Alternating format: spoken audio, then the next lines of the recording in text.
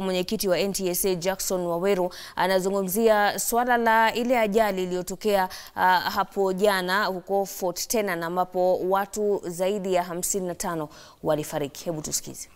Which are the responsibilities under the purview of the executive. The government has also recently made changes to place a single accountability for enforcement with the National Police Service, while NTSA is responsible for public education, awareness, and the development of appropriate policies to improve road safety. These two institutions are harmonizing their operations to work together in order to curb lawlessness and restore order on our roads. Public service vehicle operators must also play their part and take responsibility by ensuring full compliance with the set laws and regulations. Following this accident, the relevant agencies moved swiftly to arrest the owners of the ill-fated bus. Let this arrest be a warning to the SACCO and company directors who continue to operate with impunity by flouting set laws and regulations, that they will be held personally liable. While the relevant agencies continue to investigate and critically assess this crash with a view to taking stern action against those found to have broken the law, our thoughts and prayers are with the families of those that lost their loved ones. Thank you, and the statement is signed. The driver is said to have been 72 years old. I'm just wondering, are there any regulations as to the age limit, if at all, for drivers who are allowed to correct vehicles? Thank you, and my name is Francis Major, Director General, NTSA. As we stand right now, there is no law restricting the age limit. However, this is something very strange even for us, because we expected that as even mature in age, people are more responsible, and that's something that has happened for the first time. It is something maybe now that we are aware, maybe we need to look at it afresh and say, at what age limit we cap the maximum limit for PSV drivers. We are going to have, we are going to have 5 questions, at least 5 questions. So let's see by a show of hand, and you agree amongst yourselves.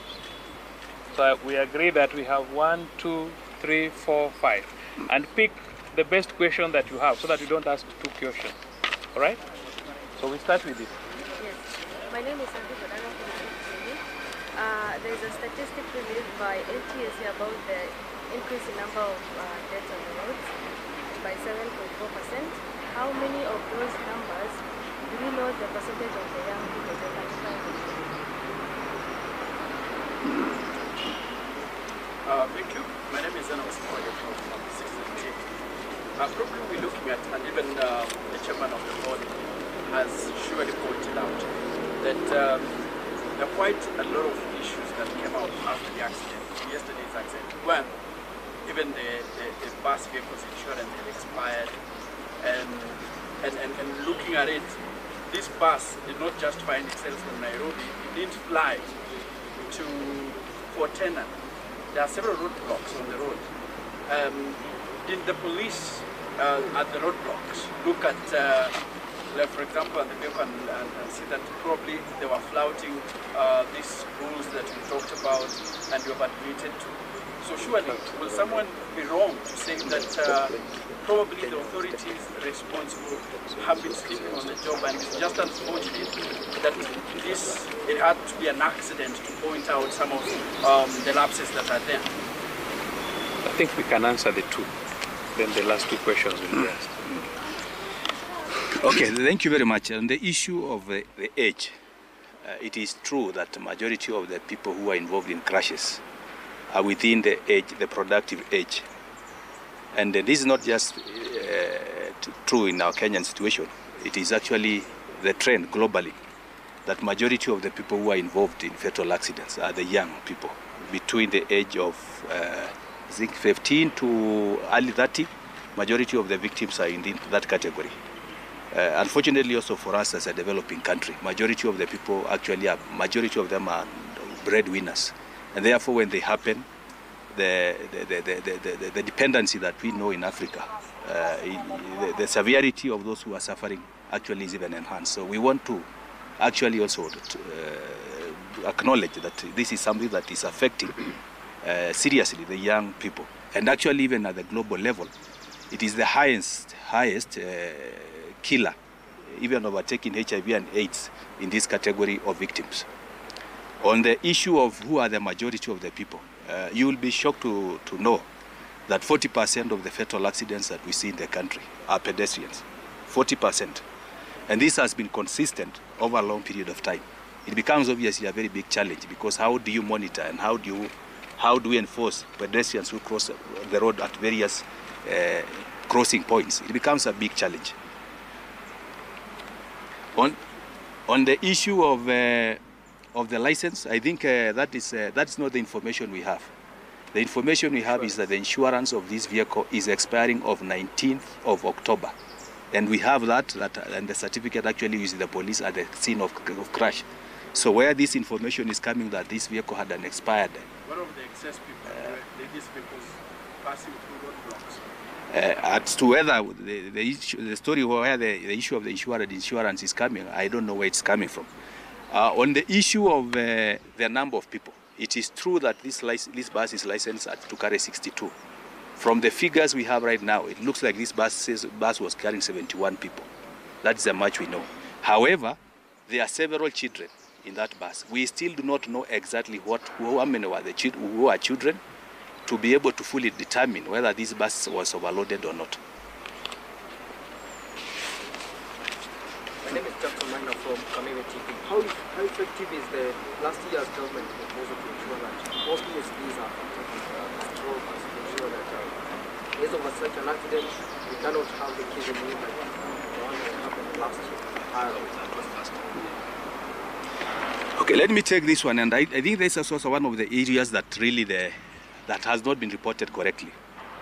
KS 372 took effect on 22nd of May 2017. What that means is that before then there were no bus body construction standards in the country before that came into effect. All buses currently being manufactured for use as public service effective 22nd of May 2017 are fully in compliance with that standard. The issue that we have is what we do with in excess of 100,000 buses playing on our roads that were there before the standard came into effect. For them to comply with the standard, they have to be stripped completely and rebuild afresh. The understanding when a standard was being developed was to give a transition of 7 years in which everybody was to conform. And if you understand the process of developing a standard, it is not one entity, it is all stakeholders involved. It was agreed 7 years period, transition period. However, in light of what we have seen and the continuous loss of life we see in our country, this is something that we think we can revisit with all the relevant stakeholders with a view to see whether we can bring this forward so that everybody complies to the new construction standards. I am certain that the fatalities we are seeing clearly demonstrate that if this bus was constructed with those standards, we would have had less people die. My name is Sato Nyang from People Daily. Right now, the mandate of enforcement lies with the police. There are claims that the traffic police does not have a proper command structure. Could you just tell us who is the person in charge of the traffic police right now, and where is the responsibility for the loss of lives lies? To add on to that question, I'm being told that traffic officers are no longer reporting to their traffic commandant, maybe because of the confusion he's talking about. Maybe you can respond to that. Thank you very much. And as Chairman NTSA said, that accident was really a very tragic day for us. And it made us think a little bit deeper as to how do we become much more effective as law enforcers, and having derived a couple of lessons from, as you said, from that accident. It is certainly not true that there's confusion or that there's no proper structure to manage traffic in this country within the National Police Service. Managing traffic is one of the core responsibilities of the National Police Service. Initially, we had one hierarchical structure called Traffic Department with a commandant, with officers spread around the country to enforce traffic law. But I found that one to be unnecessarily complicated, in which it did not give the responsibility to the county commander to enforce traffic law in the respective counties. So I unbundled Traffic Department and gave it the responsibility of managing policy and managing certain critical departments within traffic. But enforcing traffic law is a responsibility of the regional commander, with his county commanders, the OCPDs, as we still call them now, or the incoming sub-county commanders, and the officers in charge of police stations. So if there's, for instance, the case of Kericho on yesterday, it is a responsibility of the county commander Kericho. There's no confusion at all about traffic, and that traffic officers do not report to anybody. They report to their immediate supervisors, and they know that. I think I've answered your question. Final question. Yes. We are inching closer to the festive season.